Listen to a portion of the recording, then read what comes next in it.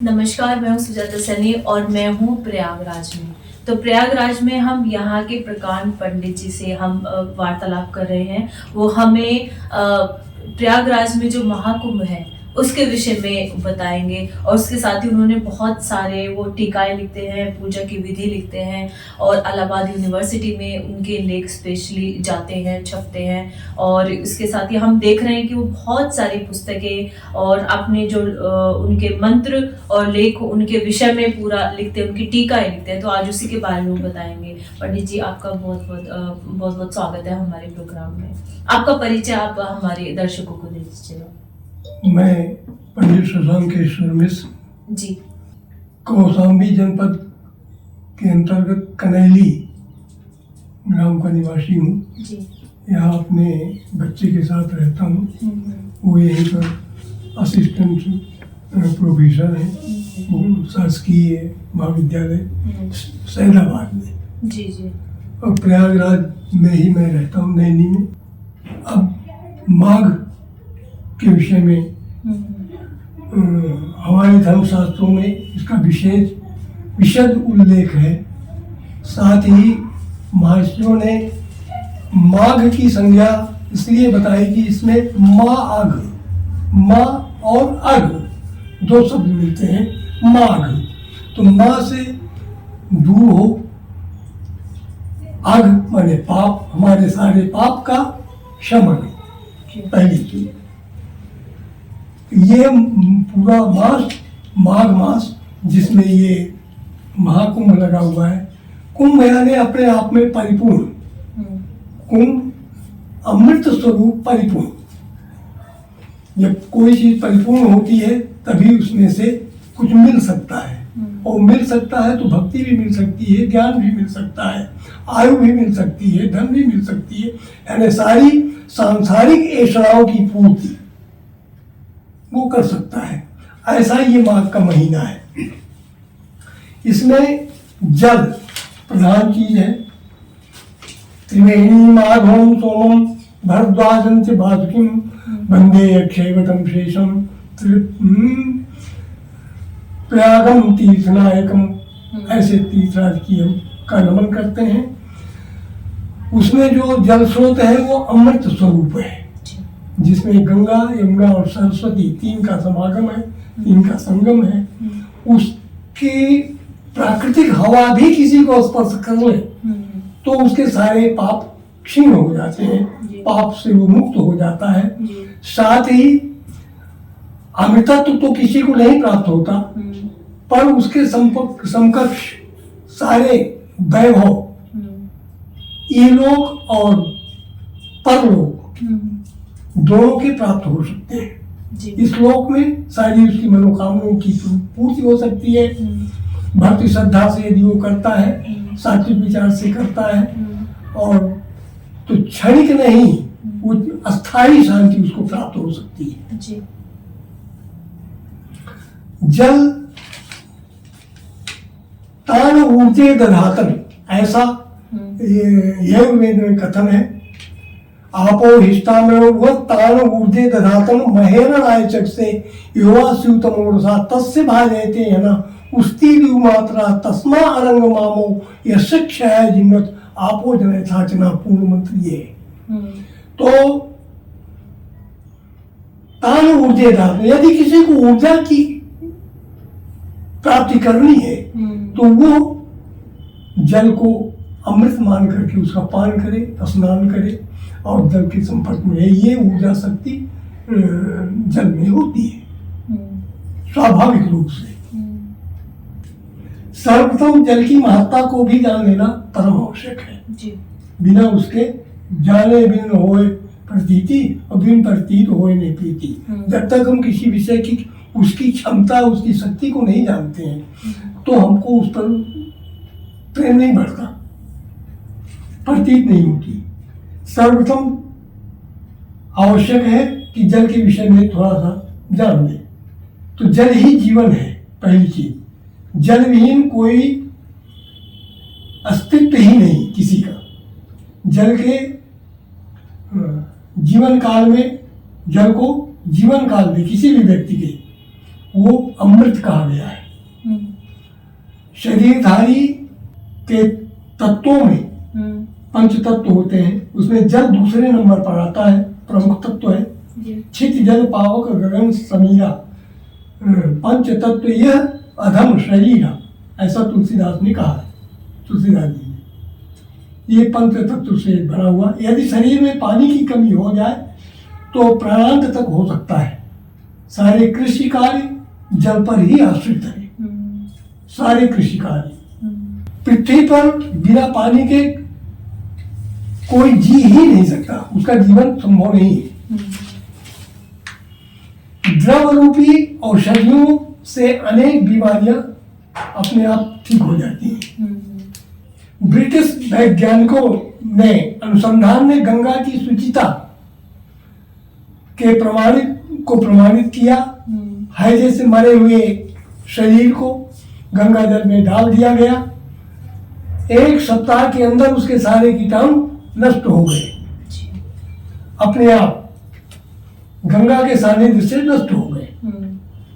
सभी नदी नद इन्हीं गुणों से सुशोभित है। प्रयागराज तो अद्वितीय महत्व से परिपूर्ण है। अनेकों यज्ञों की धूम समूचे विश्व को शुद्ध करते हुए पुण्यार्जन और विश्व बंधुत्व, अनेक में एकता का संदेश देते हुए महाकुंभ में विश्व का समागम करा देते हैं। रहीमदास जी ने कहा है कि रहीमन पानी राखिए, बिन पानी सब सुन, पानी गए न उबरई, मोती मानस चून। यदि इनका पानी ढल गया तो वो मिट्टी के भाव हो जाएंगे। तो महाकुंभ में दरस परस व मज्जन पाना 3 प्रमुख चीजें होती है। तापत, इससे क्या होता है, दर्शन करोगे तापत्रय का निवारण होता है। दैहिक दैविक भौतिक तापा, ये 3 प्रकार के ताप होते हैं। तो ये दैहिक शारीरिक, दैविक चले जा रहे हैं वहां से बिजली गिरी या कहीं चले जा रहे हैं पेड़ टूट के गिर पड़ा, आप वहीं पर आपको मृत्यु की प्राप्ति हो गई। दैहिक दैविक भौतिक, भौतिक माने सांसारिक, अड़ोसी पड़ोसी के द्वारा पहुंचाया गया कष्ट, ये तो दैहिक दैविक भौतिक तापा, सांसारिक ताप, कोई झूठा केस लगा दिया जी, ये इनका सब समन हो जाता है। कहाँ से? महाकुंभ में गंगा के शोध या गंगा की हवा को में स्पर्श करने से जी समन होता है। राष्ट्र को वैभवशाली बनाता है। यजुर्वेद के 2-3 ऋचाओं में जल से राष्ट्र के अभ्युदय हेतु राष्ट्र शब्द की 38 बार पुनरावृत्ति की गई है जी, यजुर्वेद में जी जी। उसको चाहे तो हम सुना सकते हैं जी। बोलिए। हाँ, इसमें हम लोग जो सभी दर्शक जो जानना चाहते हैं कि अभी जैसे आपने बताया था कि जो आपने महिमा बताई थी महाकुंभ की और गंगा के किनारे प्रयागराज की क्या महिमा है, तो उसमें आपने बताया था कि जैसे कि जो साइबेरियन पक्षी है, मांस पक्षी है, वो यहाँ करके सुदूर से आने वाला साइबेरियन पक्षी जी, जो पूर्ण रूप से मांसाहारी होता है, लेकिन यहाँ के प्रभाव से, यहाँ के गुणों से ओतप्रोत हो करके वो यहाँ पर आपकी दी हुई नमकीन या खाद्य पदार्थ शाकाहारी बन जाता है। और वो हमारा तो अनुमान है वो सब सारे देवी देवता साइबेरियन के रूप में, पक्षी के रूप में यहाँ पर आज उपस्थित मिलते हैं, जो लाखों की संख्या में यहाँ देखे जा सकते हैं जी जी। एक भी वो मछली चलती हुई को भी नहीं पकड़ते जी, त्याग देते हैं मांसाहार। तो जब ये प्रभाव, इतना बड़ा प्रभाव कुंभ का है, या गंगा जी का, त्रिवेणी का, तो मनुष्य को भी उसका लाभ तो मिलेगा जी, जो पक्षी तक प्रभाव पड़ता है। तो यजुर्वेद के 3 ऋचाओं में जल से राष्ट्र अभ्युदय हेतु राष्ट्र शब्द 38 बार पुनरावृत्ति की गई है जी। वेदों में जल महत्व पर अनेकों ऋचाएं मैंने मंत्र विद्यमान है। यजुर्वेद के 10वें अध्याय में विशेष इसका वर्णन है। राष्ट्र प्रदाता जल को कहा गया है। पर ब्रह्म परमात्मा विष्णु क्षीर सागर में अपना निवास बनाते हैं। जी जी। कहीं उन्होंने भूमंडल में नहीं बनाया, क्षीर सागर सागर में बनाया।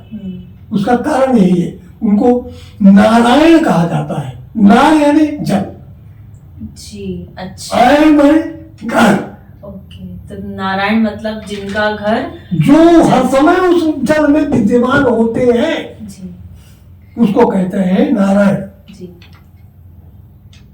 उसका विशेष निवास है। इसी प्रकार महादेव यानी शिव कैलाशवासी बने। कैलाश में क्या है? कैलाश मानसरोवर है। दूसरा हर समय बर्फ से आच्छादित रहता है, जल से ही परिपूर्ण है, वो आच्छादित रहता है। तो वहां पर निवास किसने बनाया? शिव जी ने, कैलाशवासी। और वो जल गंगा के रूप में परिवर्तित होकर के आज यहाँ प्रयागराज में जी सबके पुण्यों का दाता बना। जी। तीसरा ब्रह्मा और विष्णु और महेश, 3 महादेवता माने गए इस भूमंडल में, सनातन धर्म में। ब्रह्मा विष्णु और महेश। अब बचे ब्रह्मा जी, उनका निवास कहाँ है? उनका भी सुन लीजिए। वो हर समय निवास करते हैं कमल में। और जो विष्णु के नाभि से वो कमल निकलता है जी। और कमल का जीवन जल से ही आश्रित है। जल के बिना तो कमल, ये सब जल की उपयोगिता ही बताते हैं और जल के शक्ति को भी बताते हैं। कमल पर जो जल बिना रह नहीं सकता, अपना निवास रखते हैं। अनेकों जल उपयोगिताओं से ये महाकुंभ परिपूर्ण है।